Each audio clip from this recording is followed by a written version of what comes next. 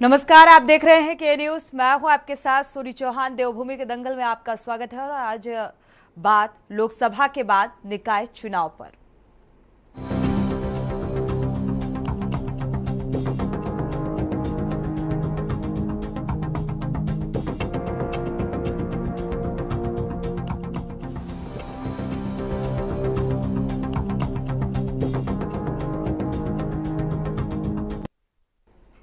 अब निकाय चुनाव को लेकर रार शुरू हो चुकी है। उत्तराखंड लोकसभा की 5 सीटें जीतने के बाद अब बीजेपी की निगाहें प्रदेश की 2 विधानसभा के उपचुनाव, निकाय चुनाव और पंचायत चुनाव पर है।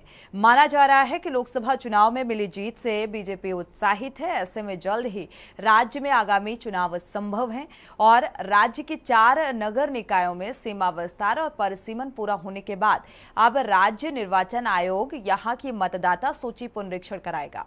जो नए इलाके में इन निकायों में शामिल हुए हैं उनके निवासियों को वोटर आईडी कार्ड बनाने का काम 15 जून से शुरू होने जा रहा है। साथ ही 4 नगर निकायों में परिसीमन का काम पूरा ना होने की वजह से शहरी विकास विभाग ने इनका प्रस्ताव राज्य निर्वाचन आयोग को नहीं भेजा है। लेकिन अब परिसीमन पूरा होने के बाद प्रस्ताव भेजा तो राज्य निर्वाचन आयुक्त ने इसकी अधिसूचना जारी कर दी है। और आपको बता दें कि अभी तक राज्य निर्वाचन आयोग 102 में से 93 जो निकायों में चुनाव की तैयारी है वो कर रहा था। और इसी बीच नगर निगम रुड़की का कार्यकाल नवंबर में तो नगर पालिका बाजपुर का कार्यकाल जुलाई में पूरा हो रहा है। और इस तरह इन दोनों को मिलाकर 95 नगर निकाय हो जाएंगे। इसके अलावा जिन 4 निकायों में वोटर लिस्ट बनाने का काम शुरू होने जा रहा है वहां भी इसके साथ ही चुनाव होंगे। ऐसे में कुल मिलाकर 99 नगर निकायों में चुनाव होने हैं। आपको बता दें कि उत्तराखंड में 100 नगर निकायों का 5 वर्ष का जो कार्यकाल है पिछले साल 2 दिसंबर को खत्म होने के बाद इन्हें प्रशासकों के हवाले कर दिया गया था और इसके बाद सरकार ने एक बार फिर से बढ़ाया है इस कार्यकाल को। विपक्ष का यह भी आरोप है कि सरकार हार के डर से निकाय चुनाव कराने से बच रही है। सवाल ये भी बेहद महत्वपूर्ण कि आखिर क्यों बार बार सरकार निकाय चुनाव को टाल रही है। आखिर कोर्ट में हलफनामा देने के बाद भी सरकार अब तक निकाय चुनाव क्यों नहीं करा पाई। आज इसी मुद्दे को लेकर विस्तार से चर्चा करेंगे। पहले आपको रिपोर्ट दिखाते हैं।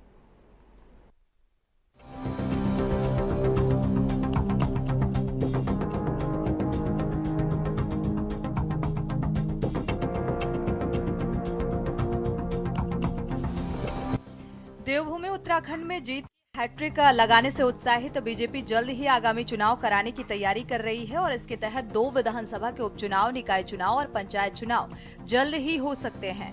इस बीच राज्य के 4 नगर निकायों में सीमा विस्तार और परिसीमन पूरा होने के बाद अब राज्य निर्वाचन आयोग यहां की मतदाता सूची पुनरीक्षण कराएगा।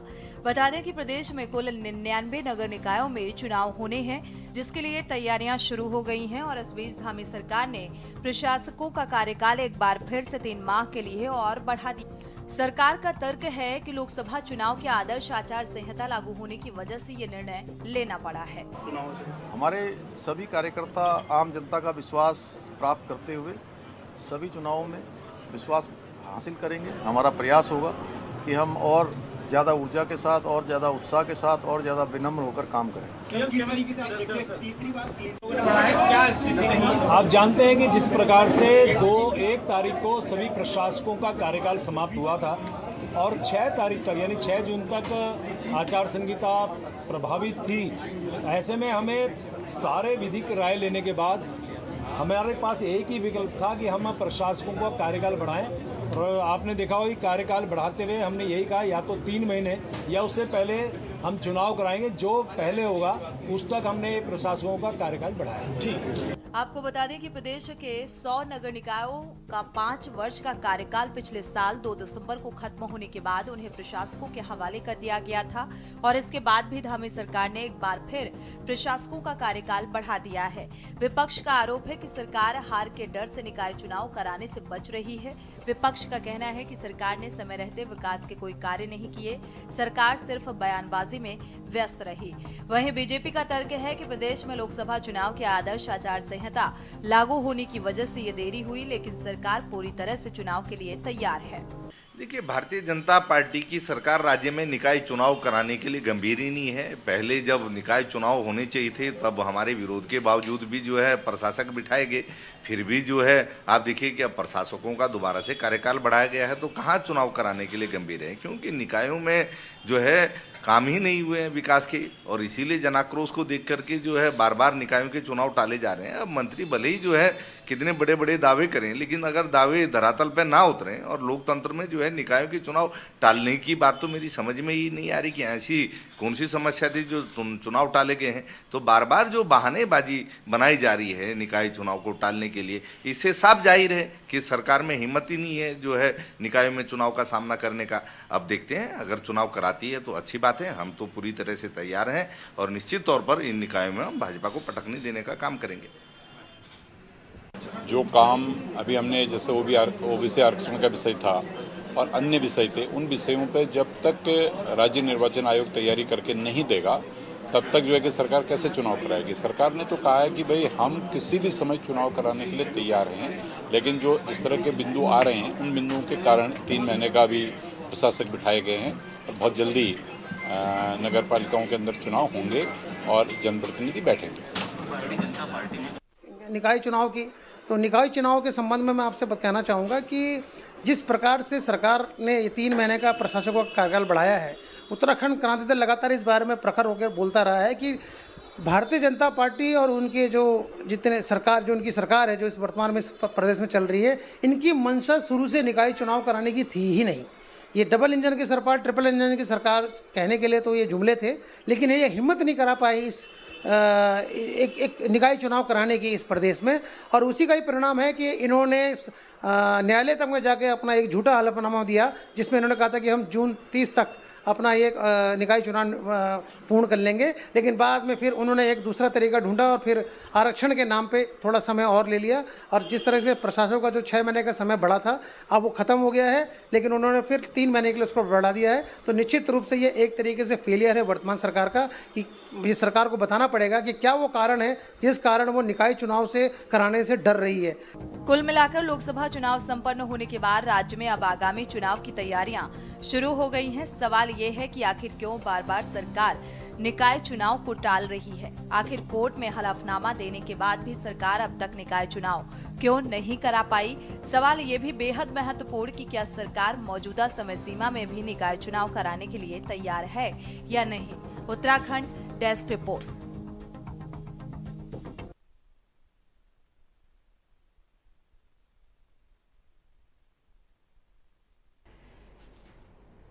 तो देवभूमि के दंगल में दरअसल चर्चा इस बात को लेकर कि भाई निकाय चुनाव को लेकर अभी तक लगातार विपक्ष यही कहता रहा कि जो निकाय चुनाव है वो कराने की मंशा राज्य सरकार की नजर नहीं आ रही है।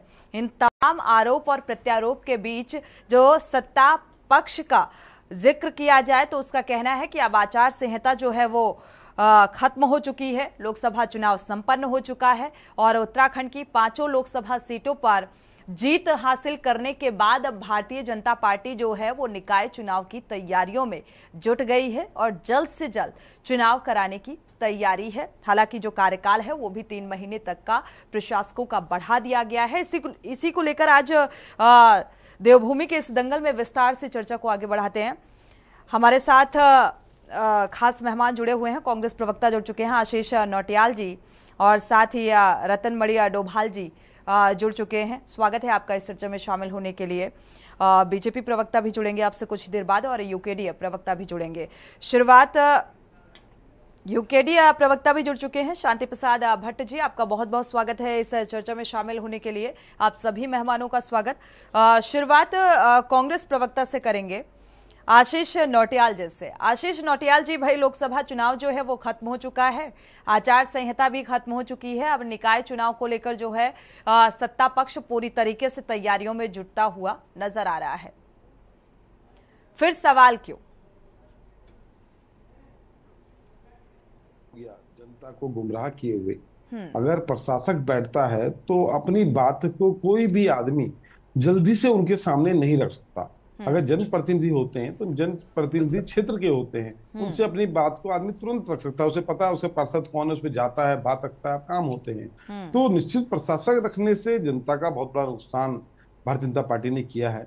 और बहुत जल्दी आप देखिए बरसात का सीजन भी आने वाला है, बरसात आने वाली है, फिर वही पानी भरने की समस्याएं, नालियां जाम होने की समस्याएं, डेंगू की समस्याएं, कई बीमारियां आ जाती है, तो इस तरीके से कई समस्याएं होने वाली है। और जानबूझ के भारतीय जनता पार्टी ने इस चुनाव को लेट करने का काम किया था। जब 2 दिसंबर में मुझे नहीं लगता था कि कोई दिक्कत थी, अगर सरकार चाहती तो 2 दिसंबर को चुनाव होता, पर फिर भी सरकार ने लोकसभा चुनाव को देखने की कोशिश करी कि हमारी स्थिति क्या होगी। जो नगर निगम के अंदर इनकी स्थिति है वो खराब थी, इन्होंने उसे सुधारने का काम सोचा कि सुधार पाएंगे, तो इसलिए उन्होंने चुनाव को पीछे ले जाते चले गए। अब चुनाव नजदीक है और मैं भारतीय जनता पार्टी को एक बात कहना चाहूंगा नेताओं को कि डरो मत, चुनाव में आओ। हम लोग नहीं डरते हैं, हम लोग चुनाव में लड़ते हैं। हम लोग हमेशा चुनाव, देखिए पिछली बार भी आपने हमारी हालत देखी, लोकसभा चुनाव में क्या थी, उससे पहले देखी, इस बार भी दिखा। इस बार भी आप लोग कह रहे थे कि भाई इस बार जो है भारतीय जनता पार्टी को झटका लगेगा, जनता सबक सिखाएगी, इस तरीके की तमाम प्रतिक्रियाएं आप लोगों की तरफ से निकल के सामने आई। लेकिन नतीजे जो आए चौंकाने वाले कि उत्तराखंड की 5 लोकसभा सीटों को जीता है भारतीय जनता पार्टी ने, और अब निकाय चुनाव को लेकर आप लोग सवाल उठा रहे हैं।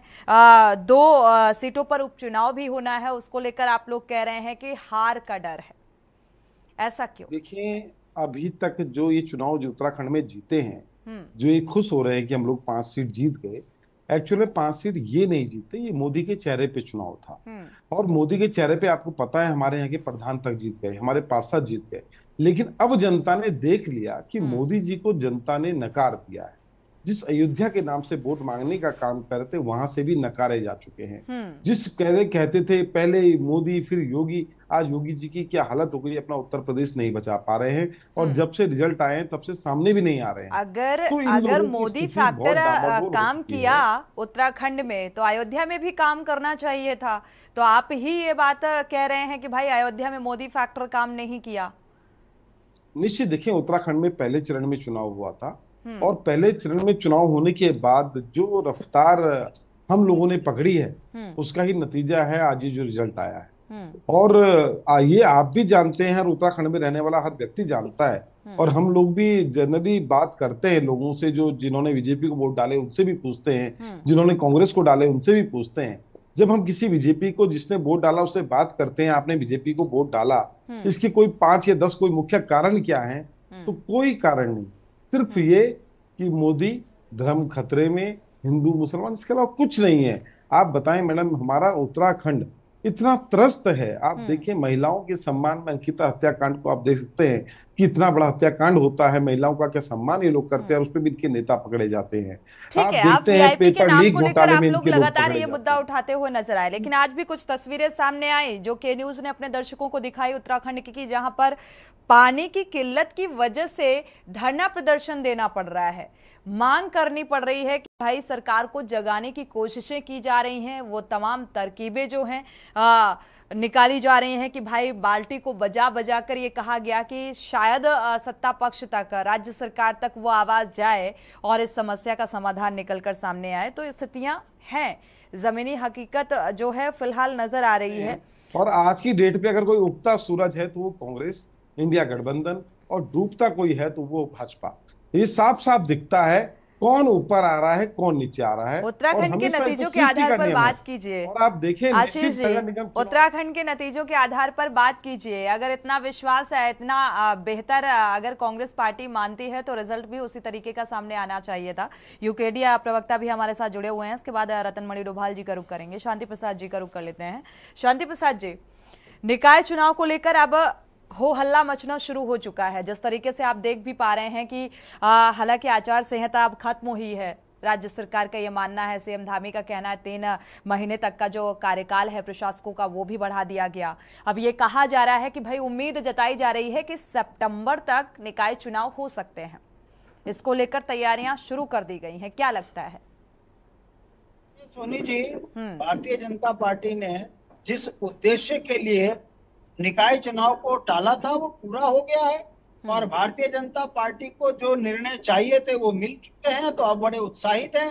अब वही बयान इनके शुरू हो गए कि हम बहुत जल्दी निकाय चुनाव कराने के लिए तैयार हैं। हम यही पूछना चाहते हैं कि यदि आप तैयार थे तो फिर कोर्ट का डर भी आपको नहीं लगा, और आपने जो है सितंबर तक जो है 3 महीने के लिए और इसका और समय अवधि बढ़ा दी। तो ये बताने के लिए काफी है कि भारतीय जनता पार्टी जिस मकसद के लिए निकाय चुनाव टाल रही थी उसमें वो सफल हो गई। और हमारा ये विश्वास है सितंबर में हम इसी बात को मुद्दा बनाएंगे, और निकाय चुनाव जो लगभग 6-7 महीने से इन्होंने चुनाव टाले हुए हैं, इससे जो विकास कार्य रुके हैं, क्षेत्र में बिजली पानी के लिए लोग त्राहिमाम कर रहे हैं। हम जनता के बीच में यही बात कर रहे हैं कि यदि भारतीय जनता पार्टी निकाय चुनाव समय पे करा देती तो ये बिजली पानी जो गुल हो रखा है, गांव का आदमी पानी के लिए तरस रहा है, शहरों में पानी नहीं मिल पा रहा है, ये जो अव्यवस्थाओं का माहौल बना है, इसके पीछे यही राष्ट्रीय पार्टी भारतीय जनता पार्टी दोषी है। हम पूछना चाहते हैं भाजपा के नेताओं से कि शहरों में कूड़ा उठान नहीं हो पा रहा था, तो आपने अगर इन तमाम अव्यवस्थाओं को उत्तराखंड में बनाया है कृत्रिम तरीके से, लोकसभा चुनाव में जिस तरीके से जीत मिली, तो ये क्या केंद्र स्तर के मुद्दों के आधार पर उत्तराखंड वासियों ने वोटिंग की? देखिए, इसमें कोई दो राय नहीं कि मोदी है जरूरी पहले भी नारा था, और अब मोदी की गारंटी पर उत्तराखंड की जनता फंस गई। हम यही कहते रहे कि मोदी की कौन सी गारंटी पूरी हुई, ना तो नौकरियां मिली, ना 15 लाख मिले, रोजगार बिक गए। ये थोड़ी अजीब बात है शांति प्रसाद जी। आपने कहा जनता फंस गई, मतलब जनता को सहूलियत भी चाहिए और जनता का भरोसा भी भारतीय जनता पार्टी में है। वो भरोसा विपक्ष क्यों नहीं जीत पा रहा है? इसको सोनी जी आप उस तरीके से देखिए कि 1947 के बाद जितने भी दल थे, कांग्रेस ये कुछ भी कर ले, जीत कांग्रेस की होती थी अंधभक्ति के कारण। वो दौर भारतीय जनता पार्टी का भी है। मैं पूछना चाहता हूं कि जिस राम के नाम से ये आगे बढ़े थे, अयोध्या में हार गए, और जिस 370 की ये बात करते थे, ये जम्मू कश्मीर से भाग गए। तो हमारा ये कहना है कि झूठ लंबे समय तक नहीं चलता। अब ये जनता के बीच में चर्चा हो रही है कि भाजपा का झूठ जो है अब ये खुल रहा है। अब आप देख लीजिए, अल्पमत की सरकार बनी है, आपस में सिर फुटप्पल हो गए। कोई गडकरी का नाम ले रहा, कोई मोदी का नाम ले रहा, तो कोई जो है शिवराज सिंह की बात कर रहा। देखते रहिए, इनके कुनबे में छेद हो गया। बहुत जल्दी भारतीय जनता पार्टी का नशा भी उत्तराखंड की जनता से उतरेगा और निकाय चुनाव में भाजपा मुंह की खाएगी। चलिए, देखना दिलचस्प होगा ये कि निकाय चुनाव में जिस तरीके से विपक्ष ये कह रहा है कि भाई हार का डर है भारतीय जनता पार्टी को, इसीलिए निकाय चुनाव कराने से बचता हुआ नजर आ रहा है। आगे निकाय चुनाव को लेकर क्या कुछ रणनीति रहेगी, अगर बीजेपी प्रवक्ता जुड़ते हैं तो जरूर जानने की कोशिश करेंगे। रतनमणि डोभाल जी का रुख कर लेते हैं, राजनीतिक विश्लेषक हमारे साथ जुड़े हुए हैं। रतनमणि डोभाल जी, अब निकाय चुनाव को लेकर 2 सीटों पर उपचुनाव भी होना है, इसको लेकर अब एक बार फिर से जो है आरोप प्रत्यारोप शुरू हो गए हैं। विपक्ष का ये मानना है कि भाई निकाय चुनाव से इसलिए बच रही है राज्य सरकार क्योंकि कहीं ना कहीं हार का डर सता रहा है। आप क्या देख पा रहे हैं, क्या वजह देख पा रहे हैं? अब तो आचार संहिता भी खत्म हो गई जिसका हवाला दिया गया। ये आप जो सवाल उठा रहे हैं ये बहुत महत्वपूर्ण है। ये मैं समझता हूँ कि 74वें संविधान संशोधन की आत्मा पर चोट की गई है कि वो निकाय चुनाव आपने कोई ना कोई बहाने करके उसको रोका है। अब 2 दिसंबर को कार्यकाल समाप्त हो गया था, तो ये तैयारी तो उससे पहले हो जानी चाहिए थी। निर्वाचन आयोग को भी पता है, सरकार को भी पता है कि जो स्थानीय स्तर पर जो लोगों की जनता की जो सरकार है वो सरकार का कार्यकाल, सरकार इसको तो मिनी सरकार कहा गया है संविधान संशोधन 74 में कि, और गांधी जी का ये सपना पंचायती राज का, और पंचायती राज के बाद में इसमें, और हम उस राज्य में रह रहे हैं। स्वर्गीय नारायण दत्त तिवारी जी ने जब ये 73वें संविधान संशोधन हुआ था तो हमारे यहाँ ये व्यवस्था है कि असम का उस मीटिंग में असम का हमेशा राष्ट्रीय स्तर पर असम का नंबर पहले आता है और उत्तर प्रदेश का नंबर सबसे बाद में आता था। तो राजीव गांधी से ये स्वर्गीय नारायण दत्त तिवारी जी ने ये सवाल उठाया था, उस समय वो मुख्यमंत्री थे। कि भाई जब 73वें संविधान संशोधन पंचायत राज को मजबूत किया जाता है तो शहरी निकाय के क्या लिया हुआ। उसी बैठक में कोई देर नहीं की, राजीव गांधी ने प्रधानमंत्री थे और उन्होंने 73वें के साथ 74वें संविधान संशोधन भी किया और कहा कि स्थानीय स्तर पर जो निकाय हैं उनको सरकार का मिनी लोकल सरकार का दर्जा दिया गया और वो अपना काम ढंग से करेगी। और ये धीरे धीरे चलते हुए, मैं उस पर नहीं जाना चाहता तिवारी जी ने उसमें क्या किया, बहुत सारी तो चीजें हैं उन्होंने ही लागू नहीं किया उसको, लेकिन ये जो 74वां संविधान संशोधन है ये हमको नारायण दत्त तिवारी जी ने दिया है। लेकिन ये सरकारें उस संशोधन की उस आत्मा पे जो खिलवाड़ कर रही हैं, मैं ये कह रहा हूं कि हार जीत कर ये सारी चीजें उस पर तोलते हैं कि हमें फायदा कब होगा। बिल्कुल, ये इनको उस निकाय से मतलब नहीं है कि लोगों के अधिकारों को आप छीन रहे हैं, गिरवी रख रहे हैं आप, और यहाँ तक आप चाह रहे हैं कि आप कोर्ट में शपथ पत्र दे रहे हैं, शपथ पत्र देने पर उस पर भी आप खरे नहीं उतरे। हलफनामा देने के बावजूद भी अभी तक ये डिसाइड नहीं हो पाया है कि निकाय चुनाव होंगे या नहीं होंगे। जो अधिकार है उस बिल्कुल बिल्कुल, और वजह भी कोई देखा जाए सटीक निकलकर सामने नहीं आ रही है। अब ये कहा जा रहा है कि आचार संहिता, लोकसभा चुनाव संपन्न हो चुके हैं, अब आचार संहिता खत्म हो चुकी है, अब सितंबर तक कहा जा रहा है कि चुनाव संपन्न हो जाएंगे। जी, अगर ये स्थानीय स्तर पर अभी हमारे यहाँ यात्रा सीजन चल रहा है, कितनी समस्या हो रही है सरकार को, फेस तो सरकार को ही करना पड़ रहा है कि व्यवस्थाएं हो रही है कि नहीं हो रही है। अगर इन्होंने नौकरशाही के हवाले वो सारी व्यवस्थाओं को कर दिया नीचे से ऊपर तक, और ये स्थानीय निकाय सरकारें काम कर रही होती, समय पर चुनाव हो गए होते, तो कुछ जो चीजें हैं जो लोकल लोग उससे जुड़े हुए हैं, नगर निगमों में, नगर पालिकाओं में, कोई पानी की व्यवस्था करता है, कोई रहने की, यात्री अगर कहीं सड़क पे खड़ा है वो रहने की व्यवस्था करता है, उसको देखने के लिए लोगों को मोबिलाइज करता ताकि लोगों को भी कष्ट ना हो, यात्रा भी फलीभूत चले। लेकिन आपने तो नौकरशाही तो अपने हिसाब से काम करता है। बिल्कुल, अगर ये सरकार, ये जो अभी आप कह रही थी, वो प्रवक्ता कह रहे हैं कि राज्य निर्वाचन आयोग की तैयारी नहीं थी परिसीमन का और आरक्षण ने, तो वो निर्वाचन आयोग उसके खिलाफ कार्रवाई करते आप। ये आप 6 महीने से पहले क्यों नहीं किया आपने? लेकिन इनकी मंशा नहीं थी, ये डरे हुए थे। बिल्कुल, मंशा पर सवाल लगातार उठाए जा रहे हैं। वक्त एक छोटे से ब्रेक का हो रहा है, ब्रेक से जब वापस लौटेंगे तो जानेंगे कि क्या अब निकाय चुनाव जो हैं, जो कि कहा जा रहा है कि भाई सितंबर तक हो जाएंगे संपन्न, तो क्या तैयारी, क्योंकि लगातार उम्मीदवारों पर भी मंथन किया जा रहा है भारतीय जनता पार्टी की तरफ से। वक्त एक छोटे से ब्रेक का, लौटेंगे।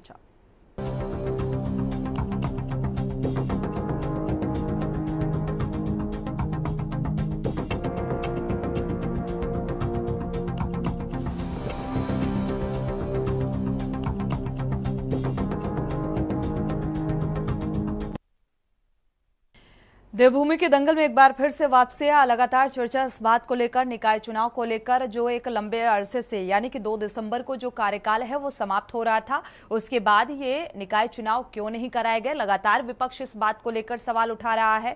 अब चूंकि लोकसभा चुनाव जो है वो संपन्न हो चुका है, नतीजे सामने आ चुके हैं, भारतीय जनता पार्टी के पक्ष में फैसला है, 5 लोकसभा सीटें जो हैं भारतीय जनता पार्टी के खाते में, और अब निकाय चुनाव को लेकर तैयारियां शुरू हो चुकी हैं, ये कहा जा रहा है। लेकिन तैयारियां किस तरीके से की जा रही हैं, क्या ये डेट निर्धारित होंगी, तारीखों का ऐलान कब होगा, उम्मीदवारों को लेकर भी मंथन किया जा रहा है, तमाम बातें महज निकलकर सामने आ रही हैं। लेकिन निकाय चुनाव क्या असल मायने में होंगे या नहीं होंगे, इसको लेकर अभी भी मंशा पर सवाल। हमारे साथ खास मेहमान लगातार जुड़े हुए हैं, आशीष नौटियाल जी, कांग्रेस प्रवक्ता, शांति प्रसाद भट्ट जी, रतनमणि डोभाल जी। आशीष जी, क्योंकि निकाय चुनाव को लेकर वो तमाम चीज़ों का भी आपने जिक्र किया, चाहे बेसिक जो ज़रूरतें होती हैं, साथ ही ये कहा जा रहा है कि भाई अब सितंबर तक ये चुनाव जो हैं, निकाय चुनाव संपन्न हो जाएंगे, और इसको लेकर भारतीय जनता पार्टी तैयारियों का भी हवाला दे रही है कि अब तैयारियां शुरू कर दी गई हैं, और देखा जाए उम्मीदवारों को लेकर भी लगातार चिंतन और मंथन किया जा रहा है। जो जिताऊ कैंडिडेट हैं उन पर अब विचार किया जा रहा है, क्या लगता है? मैडम सुनिए मैडम, भी होने और बरसात का सीजन भी है, बीमारियों का सीजन भी आता है, कई समस्याएं हैं।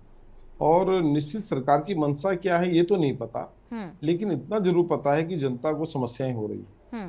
और उनकी समस्याओं के लिए मैं उनसे कहना चाहूंगा कि हम लोग कांग्रेस के कार्यकर्ता आपकी समस्याओं के लिए हर जगह मौजूद हैं। आप कांग्रेस के कार्यकर्ता तक अपनी बात पहुंचाएं अगर कोई समस्या है। वैसे हम लोग खुद भी समस्याओं को देखकर नगर निगम जा रहे हैं बार बार और समस्याओं के समाधान के लिए बात भी कर रहे हैं। लेकिन फिर भी अगर कोई भी समस्या नगर निगम क्षेत्र में है और किसी को कोई किसी प्रकार की दिक्कत हो रही है तो हमारे कार्यकर्ताओं से संपर्क करके उन समस्याओं को हम तक पहुंचा सकता है। कांग्रेस मुख्यालय में समस्याओं को बता सकता है, प्रदेश मुख्यालय राजपुर रोड में है। हम उनकी समस्याओं के लिए तत्पर हैं, चाहे हम पार्षद हैं चाहे नहीं हैं, लेकिन हम जनप्रतिनिधि हैं और जनप्रतिनिधि होने के नाते उनकी समस्याओं का समाधान करना हमारा प्रथम अधिकार है। दूसरा, भारतीय जनता पार्टी जो है चुनाव को कहां ले जाएगी ये तो नहीं पता। और मैं भारतीय जनता पार्टी के नेताओं को एक बात कहना चाहूंगा, देखिए आप 5 सीट जीत गए हैं, बहुत शुभकामनाएं आप लोगों को। और डरने की जरूरत नहीं, चुनाव लड़ने की जरूरत है, बिल्कुल चुनाव में आने की जरूरत है। आज हमारे बीच में यूकेडी वाले भी बैठे हैं, वो भी हर चुनाव में प्रतिभाग भी करते हैं, आते हैं। और ऐसा नहीं कि जीतना हारना कोई बहुत बड़ी चीज है। आज दिन आपका है, कल दूसरे का होगा, परसों तीसरे का, ये तो लगा रहता है।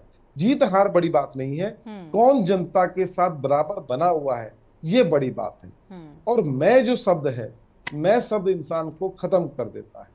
आपने सुना होगा, शायद ही ऐसा कोई आदमी दुनिया में पैदा हुआ हो जो बार बार अपना ही नाम लेता हो। वैसा आदमी दुनिया में एक बना, वो माननीय नरेंद्र मोदी, जो अपने मुंह से ही 50 बार अपने भाषणों में बोलते थे मोदी की गारंटी, मोदी की गारंटी। आज बताएं, अब बोल पाएंगे मोदी की गारंटी? अब एनडीए की गारंटी होगी। मोदी की गारंटी है, मतलब जो इन्होंने बोला था वो सब जीरो। आशीष जी, जो नतीजे आए हैं लोकसभा चुनाव के, इसने काफी कॉन्फिडेंस भर दिया है विपक्ष में। निश्चित मैडम, क्यों नहीं भरेगा? जनता को जो इन लोगों ने एक ऐसा बना दिया था, विपक्ष खत्म हो गया, विपक्ष है ही नहीं, कांग्रेस दिख ही नहीं रही, कांग्रेस पतन की ओर है। कल को मैं आज तक चैनल देख रहा था और उसमें वो बता रहे थे कि कांग्रेस जिंदा है, ये स्टोरी चल रही है। तो आप बताएं, हमारे अंदर कॉन्फिडेंस तो होना ही था और है। अदर उन चैनल जो चैनल दिन भर हमारी बुराई करते नहीं थकते थे, वो चैनल एक स्टोरी दिखा रहे हैं, कांग्रेस जिंदा है। तो इससे बड़ी गर्व की बात और क्या होगी? जनता के साथ बराबर बने रहना, ये एक राजनीति का धर्म होता है। जरूरी नहीं है सत्ता हासिल कर देना, जरूरी नहीं है कि हम सांसद बने, विधायक बने, सीएम बने तभी काम होगा। बिना उसके भी काम होता है। और निश्चित मैडम, सोनी मैडम, जो प्रशासक बैठाए हैं, कोई भी आईएएस अधिकारी हो, कोई भी बैठा हो, अगर हम उनके पास एक कांग्रेस के जनप्रतिनिधि होने के नाते जाते हैं तो हमारी बात को मना नहीं कर सकता है। उसको उनकी भी सुननी है तो हमारी भी सुननी होती है। हमने आज तक नहीं देखा मैडम कि हम कोई जनता के काम के लिए गए हो और कोई हमें मना कर दे। इतनी हिम्मत नहीं है किसी में जो जनता के काम हमें ना करने दे। हम जनता के साथ खड़े थे। इससे पहले भी आप हमारे साथ डिबेट में बैठे हैं, लेकिन जो अहमियत आज आप बता रहे हैं या थोड़ा सा फील करते हुए नजर आ रहे हैं, ये नतीजों के बाद जो थोड़ा सा डिफरेंस नजर आ रहा है वो साफ साफ दिखाई दे रहा है जो आप बोल रहे हैं। में भी नजर आ रहा है। आज अगर दोबारा चुनाव हो जाए तो निश्चित यकीन मानिए इंडिया गठबंधन 100% पूरी सीटों से जीतेगी। लोग एक्चुअली होता क्या है, सामने वाले की झूठ में भी कभी कभार फंस जाते हैं। झूठ बोलना, झूठ में फंसाना आसान होता है, सच मुश्किल होता है। और इन लोगों ने जो झूठ का जो जाल रचा था, जो इन्होंने झूठ का जाल रचा था, आज अपने झूठ में फंस गए। आज खत्म हो गए लोग। हम ही हैं जो बचा पा रहे हैं, नहीं तो मार देंगे, नहीं तो ये कर देंगे। कोई नहीं मार रहा, कोई खतरे में नहीं है। हिंदू खतरे में तब से आया जब से भारतीय जनता पार्टी सत्ता में आई, उससे पहले कोई हिंदू खतरे में नहीं था, पूरे भाईचारे थे। इनकी राजनीति है डरा कर राजनीति करो, और हमारी राजनीति है भाईचारे के साथ राजनीति करो, प्रेम के साथ राजनीति करो। और आज सच्चाई मानिए और देखिए, सच जीत गया, भाईचारा जीत गया और नफरत हार गई। या नफरत की हार भी है। जो स्वावलंबी जो बोलते थे आज अपने पैर पे खड़े नहीं हो पा रहे हैं। एक तरफ नीतीश कुमार टांग खींच रहा है, दूसरी तरफ चंद्रबाबू नायडू टांग खींच रहे हैं, जिनके कदर दुश्मन हुआ करते थे। और अमित शाह जी बोला करते थे नीतीश बाबू। क्योंकि वाकई इस बार जो लोकसभा का परिणाम सामने आया है, रिजल्ट सामने आया है, इसने काफी कुछ बोलने को दे दिया है विपक्ष को।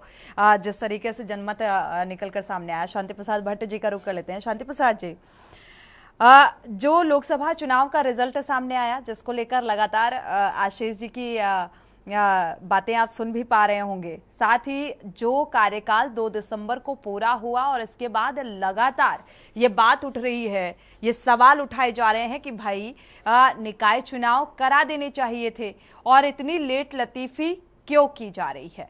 ये लेट लतीफी की जो वजह है वो अभी तक, इसको लेकर इससे पहले भी डिबेट हो चुकी है, लेकिन वजह अभी तक निकलकर सामने नहीं आई। ये बात अलग है कि सत्ता पक्ष अपना जो है वजह देता हुआ नजर आ रहा है। आप क्या वजह देख पा रहे हैं? देखिए सोनी जी, अगर भारतीय जनता पार्टी से हम विपक्ष के नेता होने के नाते सवाल पूछ रहे थे कि ये बताए सरकार कि कौन से वो कारण थे जिस कारण आप जो है निकाय चुनाव टाल रहे हो। क्या देश में युद्ध लगा है? क्या देश आर्थिक दिवालिया हो चुका है? देश के अंदर कोई आर्थिक संकट है? आखिर भाजपा को तो ये बताना पड़ेगा ना कि आपने ये निकाय चुनाव तय समय पे क्यों नहीं कराए। और ये तब ये हालत है जब Bharatiya Janata party double engine की सरकार है, पूर्ण बहुमत की सरकार उत्तराखंड में है, अधिकारी सारे इनके पास काम करने के लिए पर्याप्त हैं। आपको पता था कि 2 दिसंबर से पहले पहले निकाय के चुनाव कराने हैं। भाई सरकार आपकी, अधिकारी आपके अधीनस्थ क्यों नहीं है 6 महीने पहले, साल भर पहले सीमांकन, परिसीमन, सीटों का बंटवारा, कौन क्या बनेंगे सब पहले तय कर लेते। उसके बाद आप सितंबर में चुनाव करा देते, अक्टूबर में करा देते, दिसंबर में गवर्नमेंट बनाकर छोड़ देते। आज बिजली पानी सफाई के लिए रोना ना पड़ता। भाजपा ये नहीं बता पा रही है कि आखिर चुनाव क्यों आपने टाले। हाँ, इतना जरूर है कि ये कह रहे हैं कि अधिकारियों ने जो है समय पे काम नहीं किया, तो फिर आपने कार्रवाई क्यों नहीं करी उन पर?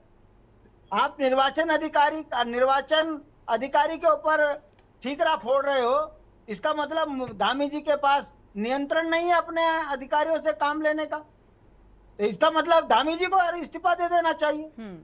फिर अगर आपने, चलो हाई कोर्ट का डंडा चला, आपने 2 जून की बात को स्वीकारा, हलफनामा भी दे दिया, फिर 2 जून को कौन सी आफत आ गई? 19 अप्रैल को आपके यहाँ चुनाव हो गए थे, आप 2 जून से पहले पहले चुनाव करा के गठित कर देते हैं पंचायत को। आपने 2 जून को भी टाल दिया। चलिए, ये तमाम सवाल शांति प्रसाद जी जो आपकी तरफ से उठाए जा रहे हैं और विपक्ष की तरफ से लगातार यही सवाल उठाए गए हैं, इसको लेकर रतन मणि जी का रुख करेंगे। हमारे साथ हनी पाठक जी, बीजेपी प्रवक्ता जुड़ चुकी हैं। स्वागत है आपका इस चर्चा में शामिल होने के लिए और साथ ही आपको बधाई भी उत्तराखंड की 5 सीटों पर फतेह करने के लिए, जीत हासिल करने के लिए। और सवाल ये बेहद महत्वपूर्ण है जो शांति प्रसाद जी उठा रहे हैं या विपक्ष की तरफ से भी उठाए जा रहे हैं कि भाई 2 दिसंबर को कार्यकाल जब पूरा हो गया तो क्या वजह है कि निकाय चुनाव अब तक संपन्न नहीं हुए और अभी भी कोई ये सुनिश्चित नहीं है कि ये कब तक संपन्न होंगे। देखिए ऐसा है एंकर महोदय जी, कुछ बातें जो विपक्ष बोलती है सिर्फ बोलना ही जाती है, करना जानती तो पता नहीं कितना अच्छा कर भी लेती अगर थोड़ा बहुत ज्यादा करने की कोशिश करती। उत्तराखंड की 5 सीट में मुंह की खाई है और फिर ये कह रही है कि धामी जी को इस्तीफा दे देना चाहिए। अरे भाई तुम हो कौन ये बोलने वाले गलत गलत शब्द कि धामी जी को इस्तीफा दे देना चाहिए? ये देवतुल्य जनता ने पुष्कर सिंह धामी जी को अपनाया है, देवतुल्य जनता ने मोदी जी के नाम पर वोट दिया है। आप नहीं ये चीज डिसाइड कर रहे हैं कि एक छोटी सी बात पर आपने कह दिया कि मोदी जी के नाम पर वोट दिया है, जीत हासिल कर ली। अब देखा जाए जिस निकाय चुनाव को लेकर सवाल पूछा, हनी पाठक जी सुनिएगा, ये मेरे सवाल का जवाब है ही नहीं ना। निकाय चुनाव को लेकर सवाल पूछा गया, उसका जवाब दीजिए। जो मुंह में आएगा बोल जाएंगे तो उसका जवाब भी देने का हमारा अधिकार है। अब मुझे पूरी बात खत्म करने दीजिए। जी जी, हनी पाठक जी काफी जोश में हैं। जी, पूरी करिए। जो भी आरोप लगाएंगे उसका जवाब अगर हम ना दें तो फिर हमारा बैठना बेकार है। अब नहीं, बिल्कुल बिल्कुल बिल्कुल जवाब दीजिए, हमारे भी सवाल का जवाब और इसके बाद फिर विपक्ष के सवालों का जवाब। हाँ तो मैं जवाब दे रही हूँ, दूसरी बात का इन्होंने जो सेंटेंस बोला इस्तीफा दे देना चाहिए, उसका जवाब ये था। अब दूसरा जवाब, एसी कार और एसी कमरे में बैठने से अच्छा है कि जितना ठीकरा आप अधिकारियों का हमारे सिर पर फोड़ रहे हैं जाके निर्वाचन आयोग के सिर पर फोड़िए। वहां जाकर बोलिए कि आपने किसके कहने पे निर्वाचन आयोग ने चुनाव को आगे बढ़ाया। ये बड़ी बड़ी बातें कहकर और एक तमका लगाकर ये कि हम उत्तराखंड में आंदोलनकारी रहे हैं, एक अकेले आप उत्तराखंड के आंदोलनकारी नहीं रहे हैं, उत्तराखंड के आंदोलनकारी कई रहे हैं, लेकिन इस चीज का नाजायज फायदा उठाना अगर कोई सीखे तो भट्ट जी आप जैसे लोगों से सीखे। तीसरी बात का मैं जवाब देती हूँ, कह रहे धामी जी के अधिकारी है चुनाव कराने में, बीच में इंटरप्ट मत करिए, बीच में इंटरप्ट मत करिए, बीच में इंटरप्ट मत करिए। एंकर महोदय तमीज सिखा के बैठाया करिए ऐसे लोगों को प्लीज। आप जैसे लोगों को हम तमीज सिखाने के लिए आएंगे? हमारा ये काम नहीं है हनी पाठक जी, हमारा काम है यहाँ पर सवाल पूछना आपसे और उन सवालों का जवाब लेना। तमीज सिखाना हमारा काम नहीं है, लहजे में रहकर बात कीजिए। सुनिए मेरी बात, तो आपने हम लोगों को बैठाया क्यों है? जब बिठाया है सवाल का जवाब देने के लिए, और यहाँ पर बात पूरी हो जाए शांति प्रसाद जी, इसके बाद आप बीच में इंटरप्ट मत करिए प्लीज। हमने सुन लिया, जवाब भी तो मैं ही दूंगी ना कि जवाब। बिल्कुल बिल्कुल, जवाबदेही आपकी है हनी पाठक जी। हाँ तो फिर ये बीच में इंटरप्ट तो ना करें। ठीक है, आप टाइम वेस्ट कर रही हैं, आप प्लीज अपनी बात को पूरा करिए। ऐसा है, ये अभी कहते दिखाई देते हैं कि इनके धामी जी के अधिकारी चुनाव को पूरा नहीं करा पाए। इनको, इनकी जानकारी के लिए मैं बता दूं, वो धामी जी के अधिकारी नहीं होते, निर्वाचन आयोग के अधिकारी होते। बेटर है कि आप ये सवाल और इस्तीफे की बात ना निर्वाचन आयोग में जाकर करें। एंकर आपने ठीक से सुना नहीं, निर्वाचन आयोग के अधिकारियों के लिए ही बोला गया। निर्वाचन आयोग के जो अधिकारी हैं वो क्या सीएम धामी की सुनते हुए नजर नहीं आ रहे? दो सीधा सा सवाल था हनी पाठक जी, बीच में मत बोलिएगा। शांति प्रसाद जी आपका रुख करेंगे तब आप बोलिएगा। हनी पाठक जी सीधा सा सवाल था कि भाई निकाय चुनाव जो कार्यकाल है 2 दिसंबर को पूरा हुआ, अब लोकसभा चुनाव भी संपन्न हो चुका है, 2 दिसंबर के बाद ये निकाय चुनाव क्यों नहीं कराए गए? रीजन ऐसा है, सुनिए एंकर महोदय, डिबेट को रिवर्स करिए। उसमें साफ साफ शांति प्रसाद भट्ट जी ने कहा धामी जी के अधिकारी इनकी सुनते नहीं है, तो चुनाव का काम वो नहीं कर पाए, तो धामी जी को इस्तीफा दे देना चाहिए था। हाँ, और मैं बड़ी नम्रता पूर्वक और धैर्यता पूर्वक इस बात को इनकी सुन रही थी, तो उस दोनों बात का जवाब मैंने इनको दे दिया। अब मैं बड़ी विनम्रता पूर्वक आपकी बात का जवाब देती हूँ। जो पॉइंट आपका और सवाल आपका बिल्कुल जायज है। देखिए ऐसा है, अभी 2 जगह उपचुनाव है, बद्रीनाथ और मंगलौर में। तो इस उपचुनाव को देखते हुए आगे बढ़ाया गया है, चुनाव आयोग के द्वारा बढ़ाया गया। ये किसी सरकार के द्वारा बढ़ाया हुआ नहीं है, ये आयोग के द्वारा बढ़ाया हुआ है। 2 जगह उपचुनाव के बाद ही उन्होंने कहा है कि वहां पर आयोग के द्वारा ये डिसाइडेड है कि नगर निकाय के चुनाव होंगे, तब तक प्रशासनिक अधिकारी वहां पे कार्य करेंगे। जिस प्रकार 3 महीने का कार्यकाल बढ़ा दिया गया है। शालीनता पूर्वक मैं आपको एक बात का जवाब और देना चाहूंगी। जिस प्रकार से फिर बीच में बोल रहे हैं, रुकिएगा शांति प्रसाद जी, बात पूरी हो जाए हनी पाठक जी की। शांति प्रसाद जी आते हैं, डिबेट में जुड़ना है तब ठीक है। शांति प्रसाद जी वैसे ही लेट लतीफी से हनी पाठक जी जुड़ी हैं, जवाब देने दीजिए, बात पूरी हो जाए। सुनिए एंकर महोदय, लेट लतीफी से मैं नहीं जुड़ी, मेरा इस डिबेट में नाम नहीं था। मुझे वर्मा भैया का फोन अभी आया था, जैसे ही आया मैं तुरंत जुड़ गई। ठीक है, ठीक है। अपनी बात मैंने अब पूरी करी।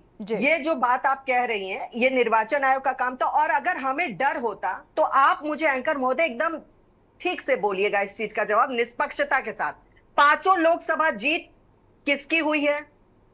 हमारी पार्टी की हुई है, धामी जी की उपलब्धियों की हुई है। अगर हमें तो बधाई दी आपको। जो ये बार बार विपक्ष चिल्ला कर बोलता है कि भारतीय जनता पार्टी डर गई है इसलिए नगर निकाय चुनाव नहीं कराना चाहती, तो प्रवासी उत्तराखंड की मोम की गुड़िया, मिसेज इंडिया, इस तरीके के कितने जुमले इस पूरे विपक्ष ने उठाए, लेकिन इनकी मस्खरी कहीं काम नहीं आई। ये वही हुआ, गठबंधन की लाल दुल्हनिया भाग भाग कर जाए, एक बारात में 40 दूल्हे, किससे जान बचाए? मुंह की इन्होंने खाई, हम लोगों ने इनको वो दिखाया। आप क्या गठबंधन में नहीं हो क्या? नगर निकाय का चुनाव, नगर 40 लोगों को लेकर नहीं चल रहे हैं, 40 लोगों को लेकर नहीं चल रहे हैं, ऐसे लोगों को नहीं लेकर चल रहे हैं जो वहां पर राजपथ में और हर जगह पर ये। यार महोदय क्या व्यक्ति है ये, क्या है ये व्यक्ति, क्या है ये? बात पूरी करिए हनी पाठक जी, बात पूरी कर लीजिए, नॉन स्टॉप एकदम बात पूरी कर लीजिए। आपकी बात मैं बहुत तल्लीनता के साथ सुन रही हूँ, आगे सवाल भी होंगे। के साथ अगर डिबेट में करने का किसी को मेडल मिलेगा तो वो शांति प्रसाद भट्ट जी को मिलेगा। राम जी रावण को नहीं समझा पाए, कृष्ण जी दुर्योधन को नहीं, और हनी पाठक क्या पूरी भाजपा इनको नहीं सिखा पाएगी कि तमीज में डिबेट करी जाती है, बीच में नहीं बोला जाता है। इसको इनको पाठ पढ़ा लेना चाहिए। अपना ज्ञानवर्धक चूर्ण अपने पास रखिए और वो बात करिए जो कि जायज होती है। ठीक है, पॉइंट पे हट के उल जुलूल बातें मत करिए। आंदोलन चलिए ठीक है, हनी पाठक जी आपकी बात पूरी हो गई। छाती पीट रहे हैं कि आंदोलन में बैठ गए आप, चुप रहिए और मेरी बात अब सुनिए। बहुत चिल्ला लिए आप, बीच में इंटरप्ट मत करिए। ऐसा शांति प्रसाद जी थोड़ी सी तसल्ली रखिए, थोड़ी सी तसल्ली रखिए, आते हैं, आपका भी रुख करेंगे। उतना निर्वाचन आयोग में जाकर चिल्ला लिए होते तो शायद इनको जवाब मिल गया होता, लेकिन एसी कमरे से निकलकर इन लोगों को बाहर निकलना आता नहीं। जनता के बीच ये बिग जीरो है। मैं भरी डिबेट में कहती हूँ शांति प्रसाद भट्ट और इनका पूरा पार्टी जो एकदम तितिर बितिर है वो बिग जीरो है। इस कारण ये जनता के बीच ना आज तक अपनी जगह बना पाए थे, ना बना पाए हैं और ना बना पाएंगे। ठीक है शांति प्रसाद जी, शांति प्रसाद जी थोड़ी सी शांति रख लीजिए, आपका रुख करते हैं।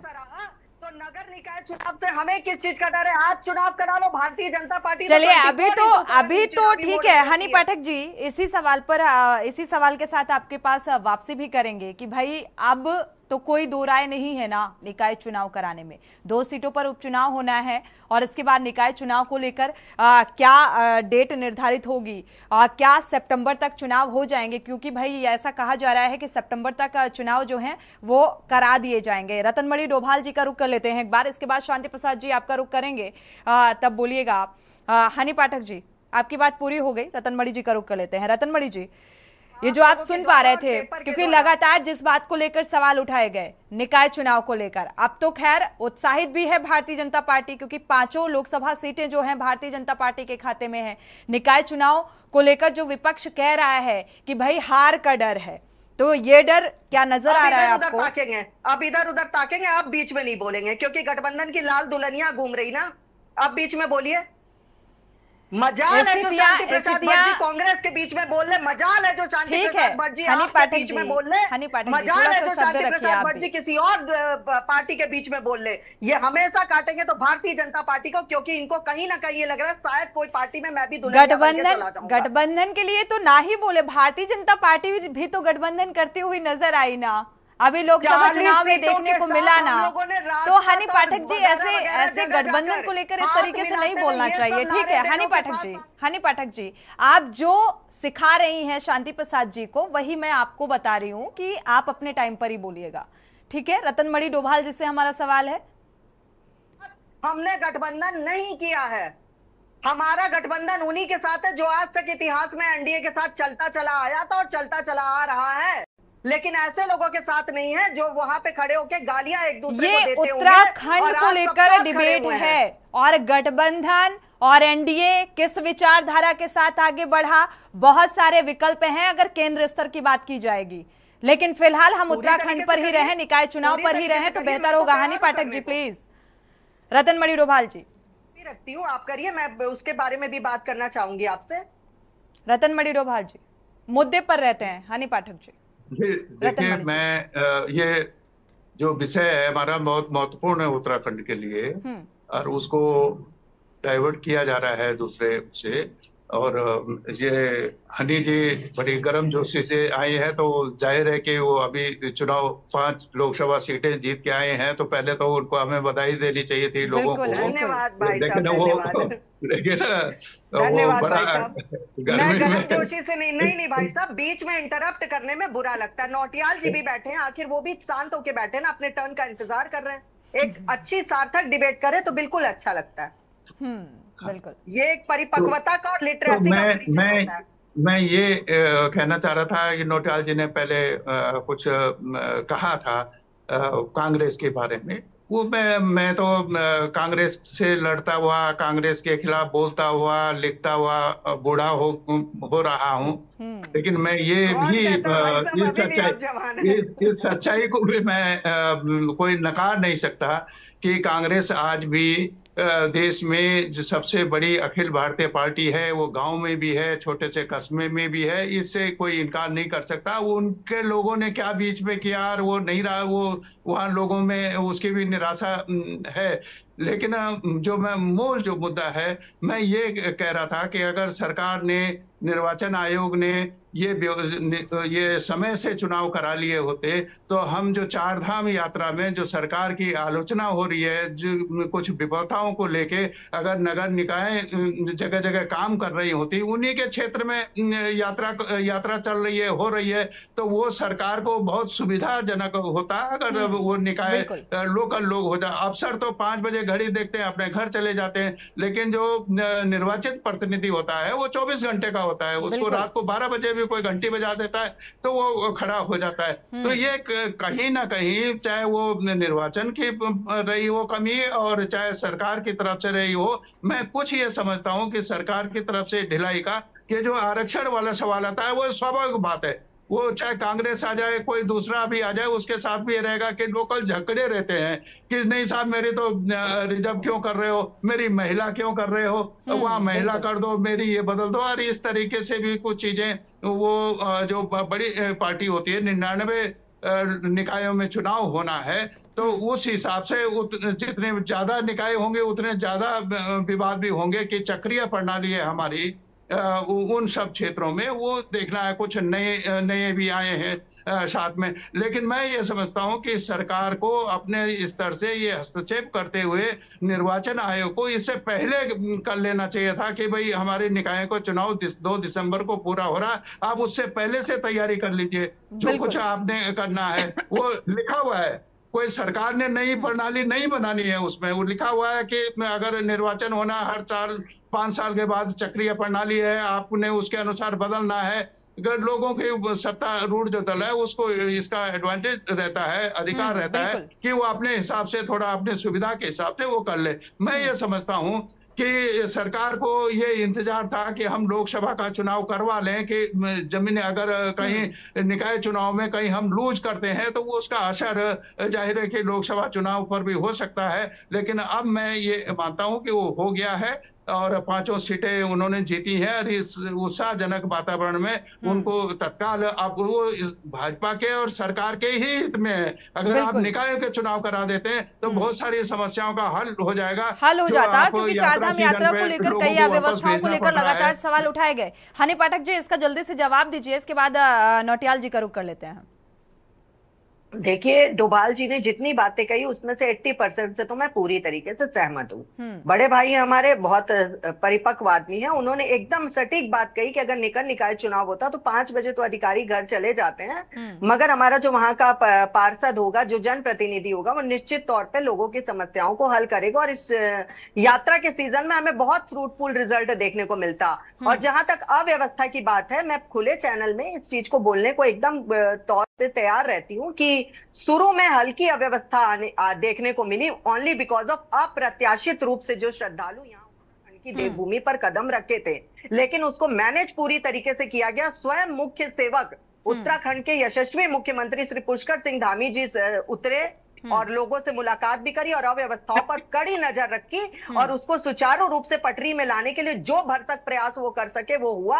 और आज पूरी तरीके से वो भरसक प्रयास उनका धरातल पर नजर आ रहा है। दूसरी बात जो अभी डोभाल जी ने कही, डोभाल जी मैं आपकी बात से पूरी तरह सहमत हूं कि सरकार का एक प्रतिनिधि मंडल वहां पर जाना चाहिए था, तो वो वहां पर गया था। मैं आपकी जानकारी के लिए आपको बता दूं कि हमारे कुछ वरिष्ठ पदाधिकारी एंकर महोदय वहां पर गए थे और एक पत्र भी और पत्र देकर आके उनसे रिक्वेस्ट भी करी थी कि जितनी जल्दी हो सके ये चुनाव को कराने की कोशिश करें।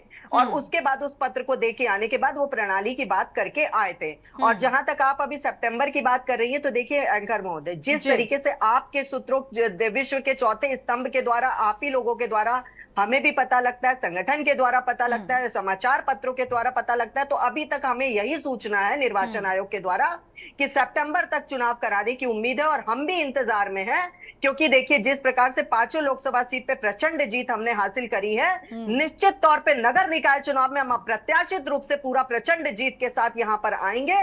क्योंकि बिल्कुल, साथ ही थोड़ा सा ये भी बता दीजिएगा कि उम्मीदवारों को लेकर मंथन अभी चल रहा है या हो गया, और डेट कब से निर्धारित कर दी जाएगी? डेटों का कुछ अभी उम्मीदवारों को लेकर मंथन चल रहा है, लोग आ भी रहे हैं, अपनी वहां पे भागीदारी की बात भी कर रहे हैं, अपने बायोडाटा भी दे रहे हैं, अपनी प्रतिक्रिया भी दिखा रहे हैं। तो इस तरीके की चीजें लगातार हो रही है, संगठन में आ रहे हैं पदाधिकारी और अपने नामांकन की बात कर रहे हैं। इस प्रकार से चल रही है लगातार। और जहां तक तैयारियों की बात है, तो तैयारियां तो हमारी देखिए ये सभी जानते हैं। डोभाल जी, क्यों आप नहीं जानते कि भारतीय जनता पार्टी 24/7 चुनावी मोड में रहती है? आज करा लो। अब तो जोश से भरी हुई है भारतीय जनता पार्टी, हनी पाठक जी, और ये जोश नजर भी आ रहा है, दिखाई दे रहा है हनी पाठक जी, जैसे ही आपने शुरुआत की। आशीष नौटियाल जी का रुख कर लेते हैं। आशीष नौटियाल जी, साथ ही तैयारी का भी जिक्र किया जाएगा निकाय चुनाव को लेकर, क्या कुछ तैयारी और कमी किसकी आप भाप पा रहे हैं? अब तो ये तय है, हनी पाठक जी ने कहा है कि भाई सितंबर तक जो है निकाय चुनाव संपन्न हो जाएंगे। सोनी मैडम, जिस प्रकार से हनी मैडम ने बताया कि चुनाव आयोग ने लेट करा, तो मुझे लगता है हर चीज में लेट का एक प्रावधान है। अगर लेट होता है तो पेनल्टी भी लगाई जाती है, चाहे आप जीएसटी भरने में लेट करें, चाहे आप सेल टैक्स, चाहे इनकम टैक्स, कुछ भी मान लो, आप अगर किसी भी लेट करते हैं तो उसमें पेनल्टी होती है। तो चुनाव आयोग के ऊपर क्या पेनल्टी है इस चीज की कि उन्होंने आज चुनाव को 9 महीने अगर पीछे ले जा रहे हैं, जनता का जो नुकसान कर रहे हैं। और चुनाव आयोग का और काम क्या है?